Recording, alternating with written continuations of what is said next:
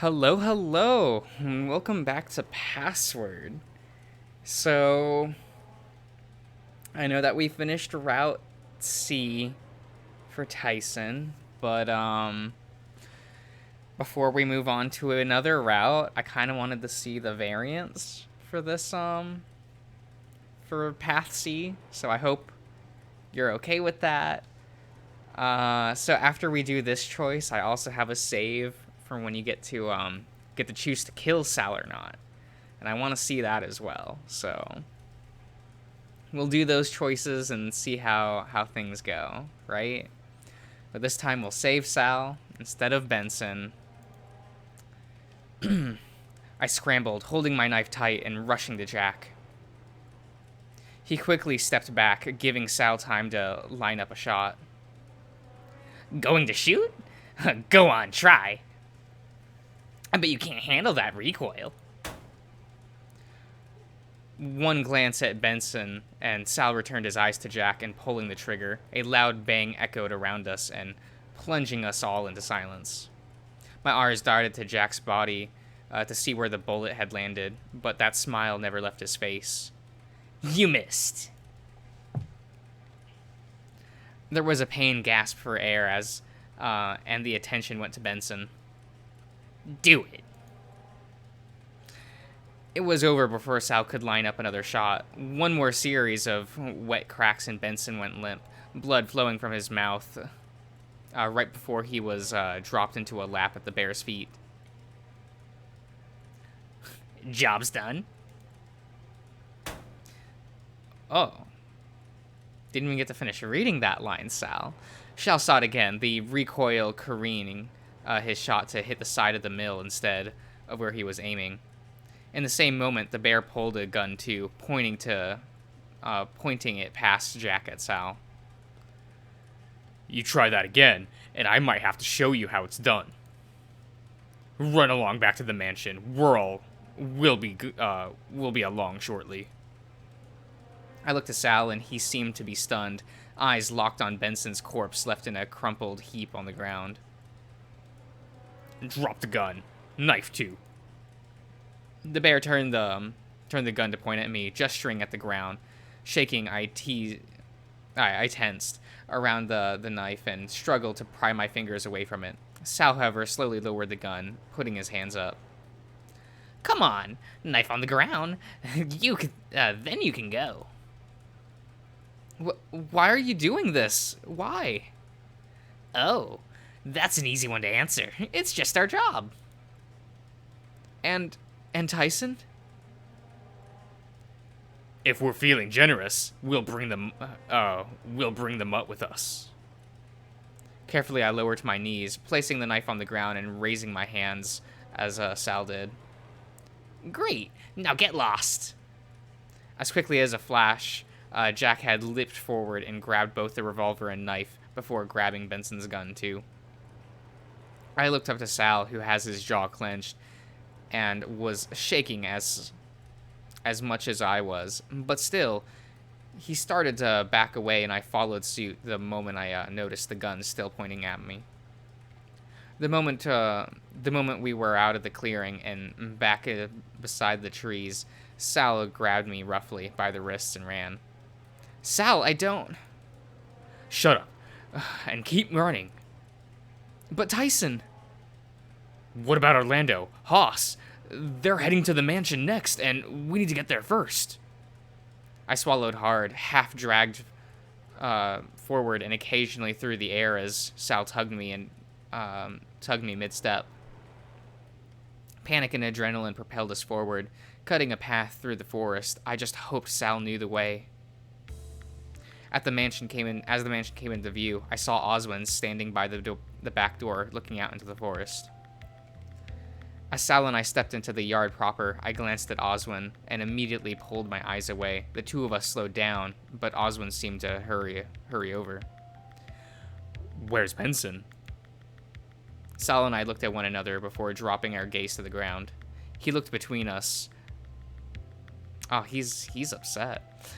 Between us before settling on me, grabbing me quickly by the collar and lifting me up off the ground just a bit so I was on my toes. Where is Benson? Benson is, he... It was all in the tone, the way Sal trailed off, and Osmond let go. In a daze, he wandered between us, towards the trees, standing there shaking. We should head in and tell the others. I don't know how much time we have to spare. Go on without me, I just... Leave him alone. He's processing what happened. You're in shock and I'm rattled. I shrugged him off and he dismissed me as he headed inside without me. Benson! Benson, get back here! Oswin. He ignored me, breathing in deep through his nose before yelling louder into the massive trees. Theodore, this isn't funny! He's... Theodore! Theodore! You're not... As the tension seemed to leave his body, and he stood there standing at the loss towards the woods. He's not coming home. No. Oh. He's already started wandering back towards the house before I could get the words out, almost as if he was stumbling forward or just being weighed down by something at his ankles, but went inside without looking at me further. By the time I entered, I caught Oswin wandering off to the side, with Sal already talking to Haas and Orlando. Good, you're inside. There's one less thing to worry about. I also feel so... It all feels so surreal. This can't really be happening, can it? I'm still stuck wondering if there was anything we could have done to prevent this all from happening. Like stopping them from going into the forest. I mean, as a whole, like, if we knew what coming to this mansion would be like and just did something else instead did something else for our vacation. I whined, clutching my ears. The vault, if only I'd gotten the vault to work, then maybe I could have avoided all this. My throat felt dry, and the next thing I said was gasped in a raspy breath. I need water. You go get water. Maybe go tell Oswin that we'll go prepare ourselves for the worst. Maybe we can find weapons or something in case we need to defend ourselves. I wandered through the dining room into the kitchen, looking to grab a glass of water. But what I found, though... Oswin looked up at me as I entered. There was something in his eyes, how his gaze seemed far off, as if I wasn't even there. But... what he had in his hands, a bottle of something. If I had to guess, something alcoholic. I must have been staring for too long because Oswin's tone was sharper than I expected when he spoke. What? Nothing. He grunted, turning from the kitchen and leaving through the side entrance. I could hear him stumbling away, stopping then the sound of something strange before hearing him stumble away. I was shaken, bracing myself on the sink and turning the tap to let the water start to run, not bothering to grab a cup. I just leaned forward and drank from the flowing water, taking big gulps. With the water still running, I collapsed to my knees and resting my head against the cabinet and wailing softly. It almost felt too surreal with how much death happened right in front of me. One would have been bad enough, but multiple. My heart was starting to feel overwhelmed with how much grief that was spilling out.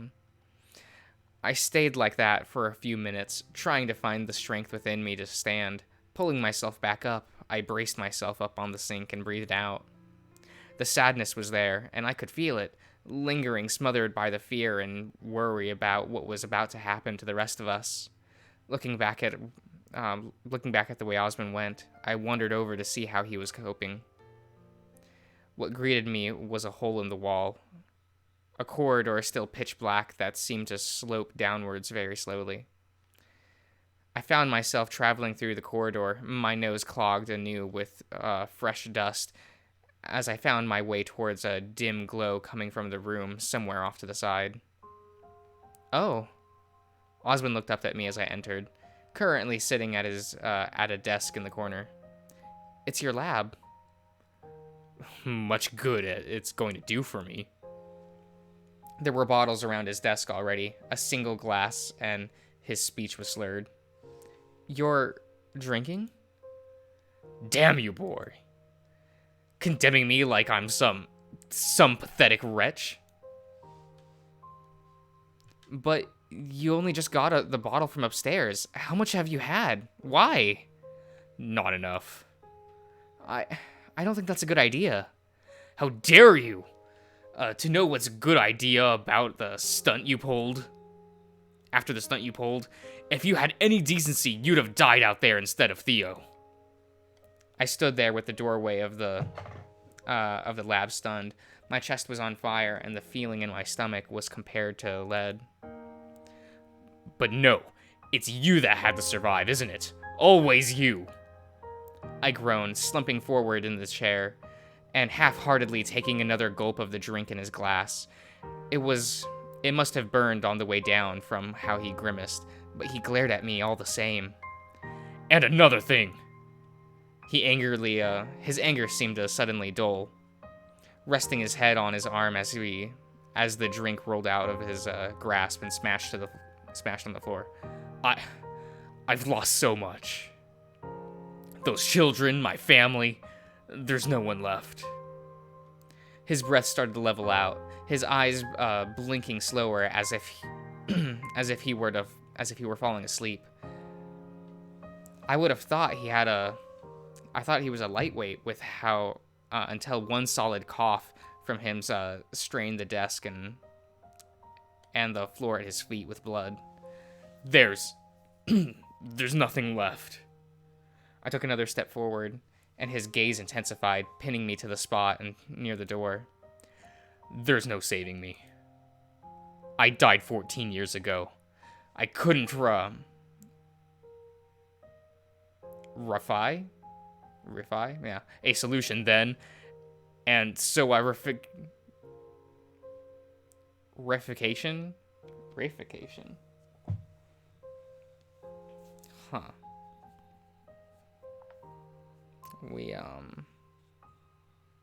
Reify? Definition. How is this pronounced? Reify? Okay, that makes sense. And so reification eludes me even now. Another cough and more blood.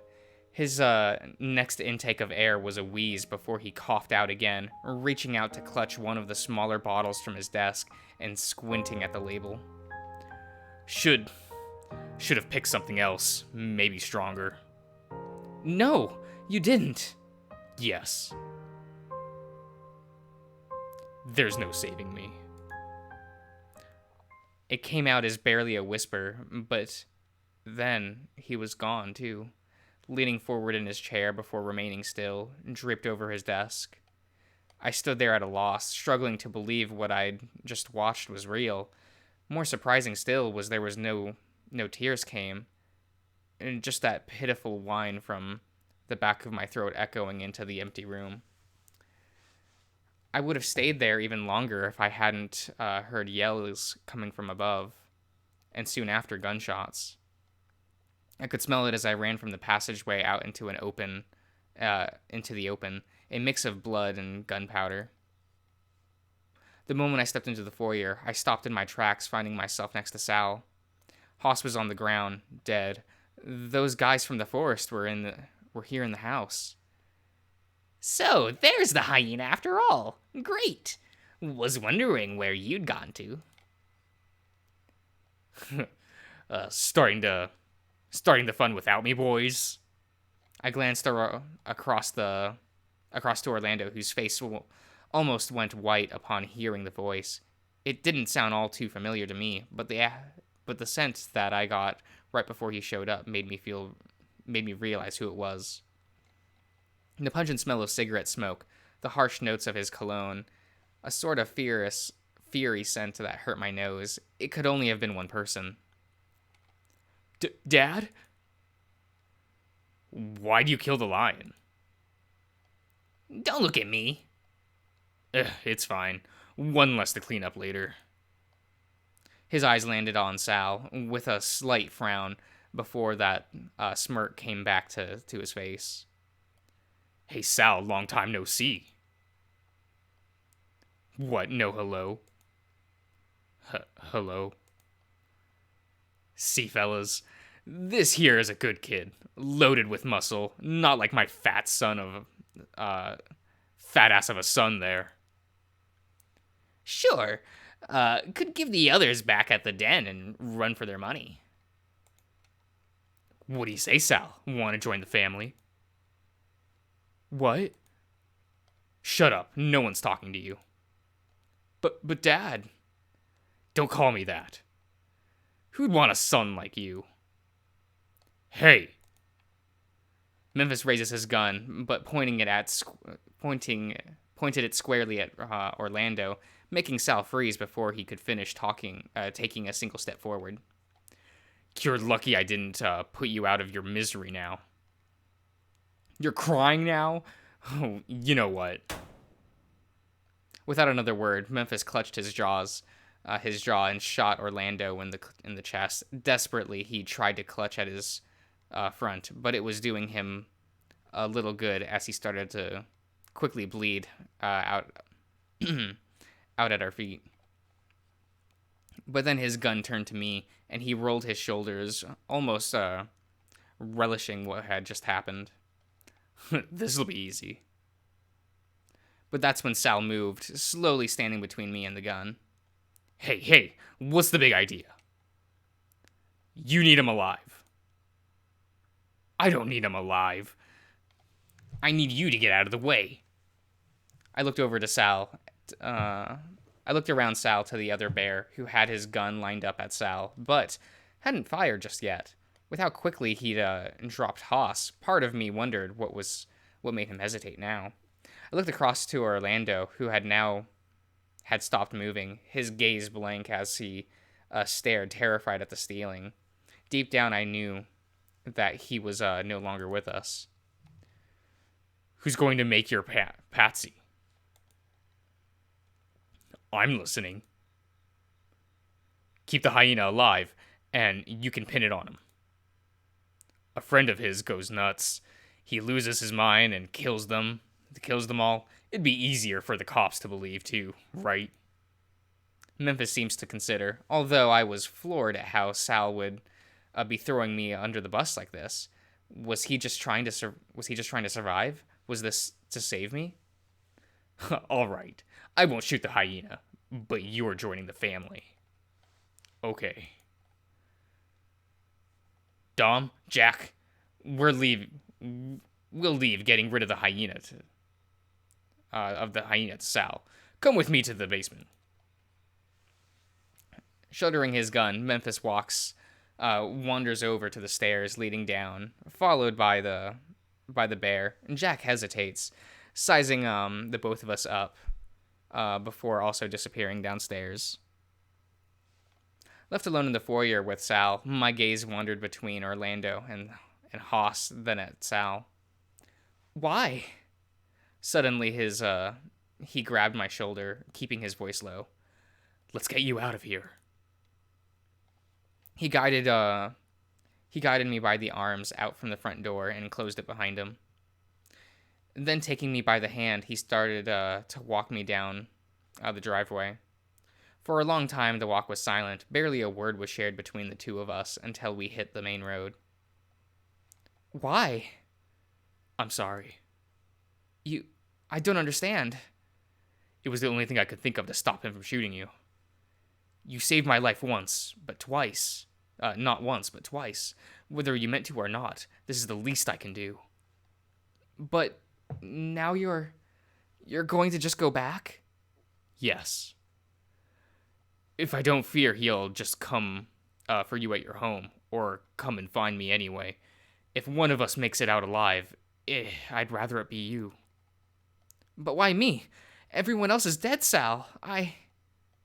It's not the best situation, I agree. He wandered over to the edge of the cliff, looking out at the world. He'd have killed you anyway. Maybe he'll let the both of us live if I go back too, so you're going to have to head down the mountain alone. And what are you going to do? Just go back and be a criminal? Someone's got to keep tabs on our friends. Not only that, but keep Memphis distracted so you can go get help. Help? He gripped me by the shoulders, fingers digging in tight. Please, Dave. Go get help. He backed away, standing at the edge of the driveway. I looked towards the large hole in the road and gulped, readying myself for the climb. It was going to be tough, but it was the only way forward. I left Sal behind. It pained me to do it, but I had to. The way he asked just left me with no other option than to get away. After all, there was nothing left for me there anyway. Sal had it handled, or so I hoped. I walked until I was able to find someone to flag down for help, and after I got a ride to the closest town, I called the cops. After all, who else was going to help? Or at least, that's what I thought. The best they could say is that they'd look into it and hung up after taking some details. Next was a call to Mom. I had no way of getting home otherwise, and with how unhelpful the police were, I wasn't sure who else to call. She came and picked me up and dropped me off at home before continuing on to work. She didn't ask what had happened, where the others were, or why I was being so quiet. Not that I wanted to talk about it anyway. It's how I found myself standing outside my front door, staring at the street. The world was going to be as if what happened on the mountain never happened. The silence that I expected to be still ringing in my ears was filled with the sound of the world going by. I sat on the sofa, waiting for something to happen. It was almost as if I could feel eyes staring at the back of my head, knowing that I got away instead of dying along with the rest of my friends. Sure, the plan was for me to get away, but then what? Was I really out of danger? Was this what living was going to be like? Wandering over to the phone, I called the one person I thought that might be able to help. Hello? Detective Baker speaking. Who's this? It's me, Dave Holloway.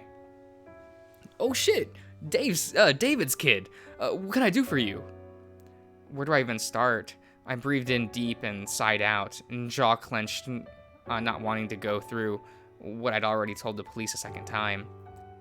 Kid, you there? Yeah, I'm here. Something's happened and I don't know what to do. Anything I can do? Again, I was at a loss and tried to think my words over carefully. I don't know. Well, how about we start with what happened? Maybe I can think of something. They're all dead. I spoke to the police, but they said they'd look into it. Whoa, slow down there. Who's dead, Dave? In a trance, I relayed what had happened, and it was only after I'd finished explaining that I started to crack, laughing quietly to myself in between sobs. And you're unharmed? They didn't do anything to you? I shook my head, but only when he double-checked that I was there, that I answered the question with my voice. All right, I'm going to level with you, Dave. Chances are, we're not going to be able to touch any of this. I'm going to try, but once you start messing with that family, well... Oh, I understand. I mean it, kid. I really want to help, but... No, it's fine. I just forget I said anything. If anything can be done, though, I'll let you know. Sure. Well, I should get going.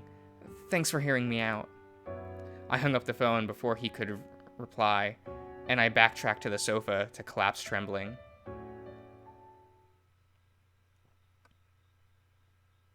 D?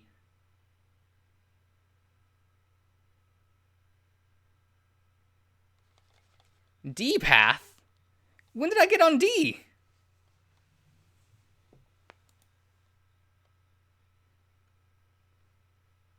That's a D, right? I'm not crazy? Yeah, D? What? What puts me on D?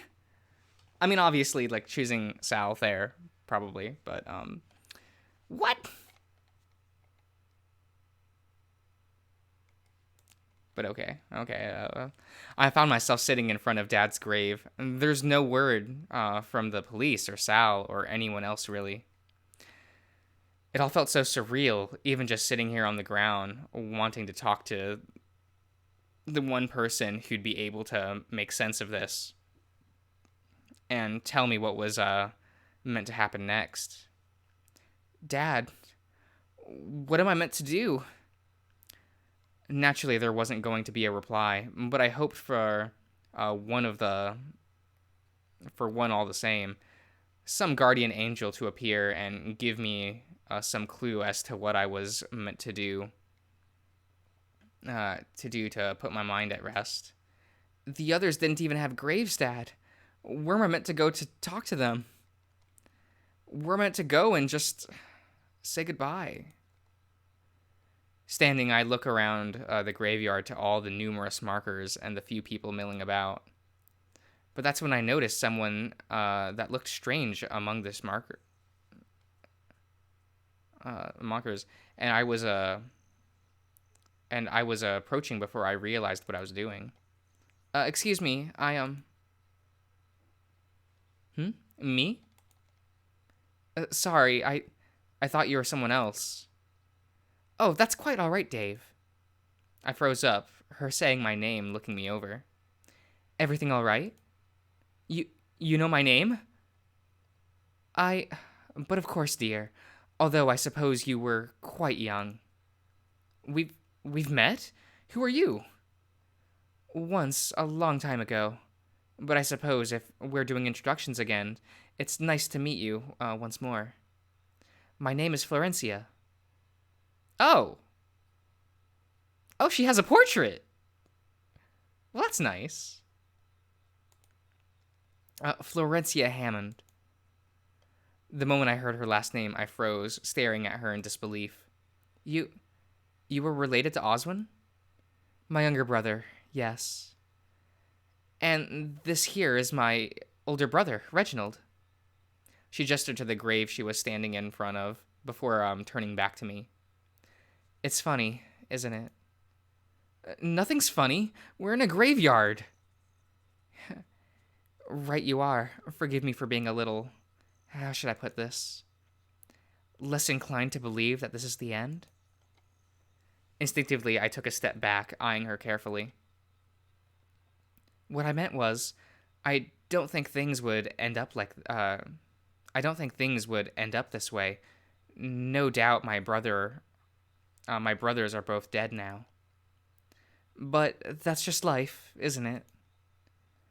You're not sad at all? I never said that. I just wished things turned out differently. Can I ask you something? Ask or accuse. Did you do it? Are you the reason they're all dead? Come on, Dave. Do you really think I did much of anything? I can make a guess as to what happened on the mountain. But I've been here this whole time. Not the graveyard, mind you, just more local. But who else could it be? Well, I'll admit I may have set up the whole thing in motion to some extent. But there was no meticulous planning or really any overseeing on my part. I just left it up to chance. I frowned and gave her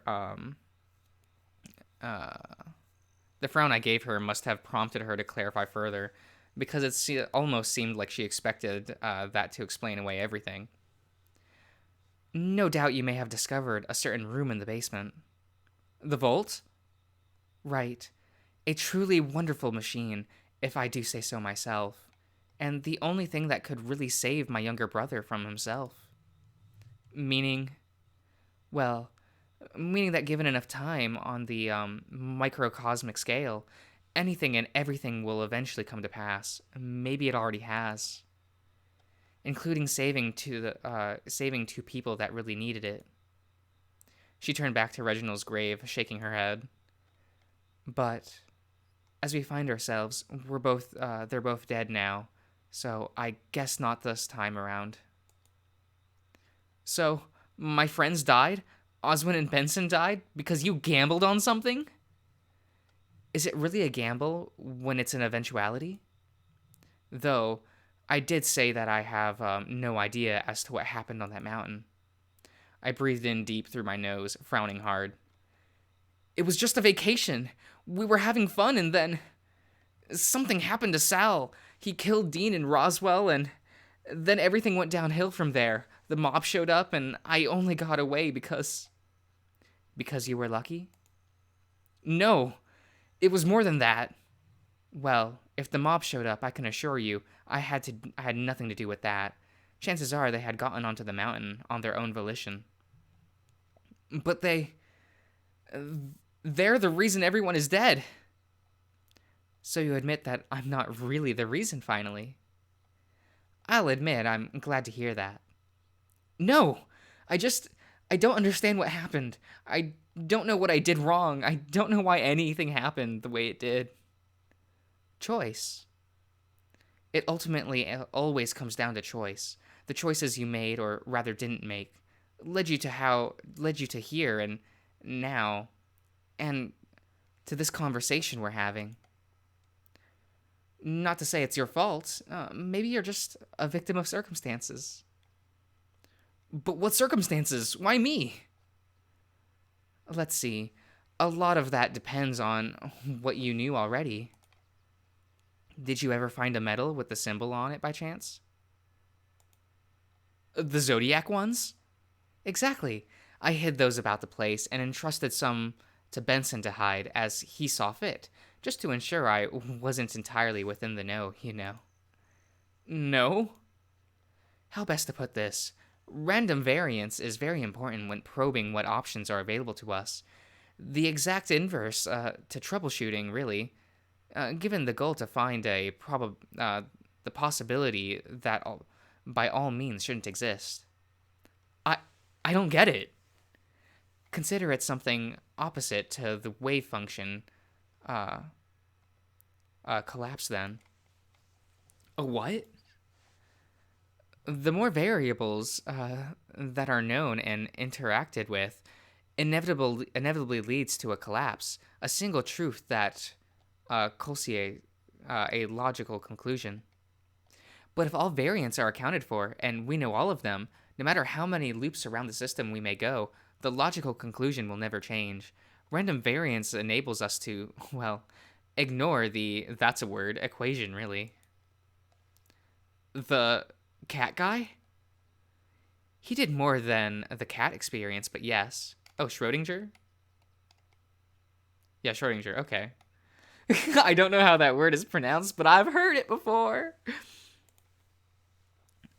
So, if you know everything, then the outcome will always be the same? In a sense. A mastermind within a system has to operate under the same rules as the others within it. But if the mastermind doesn't know everything, are they still the mastermind? That's just the name given to the person responsible, isn't it? The big bad guy that makes everything happen. Then you too were to wear that title, Dave. Your actions and choices led you here after all. But I'm not the bad guy here. I tried to save everyone. I have no doubt about that, Dave. But such is nature of the nature of chaos in action. I collapsed in a heap in front of her, clutching my head. I was frustrated, upset, and it just felt like she was treating me like a huge joke. Come on, dear, it's all right. It's not all right. They're all dead. Then what are you going to do about it? Resign yourself to living in sadness for the rest of your existence, or hope for something greater? Cling to the possibility as hope that things don't have to end this way. She sighed out, staring down at Reginald's grave. I'm sorry, Dave. I'm sorry that my family has caused you so much grief, but please don't give up. What am I meant to do now? Live. Live like there's no tomorrow. Live the life that you have been granted by all misfortune that led you led you to being here alive, and, well, instead of being part of some massacre, there it is again, I can only imagine transpired on the vacation of yours. I frowned. That word makes me think back to how I watched Roswell and Dean die right in front of me. She offers a hand out to me, and I picked myself off, slouching with some head racing and trying to keep up with what she explained. You will be all right, Dave, eventually, I'm sure. I stared back at her as she wandered away.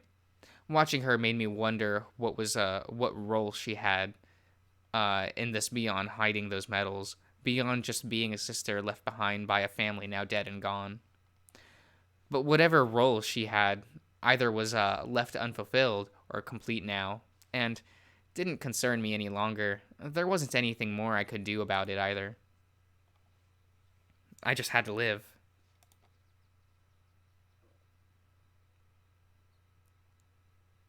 Okay. Okay, that's fine.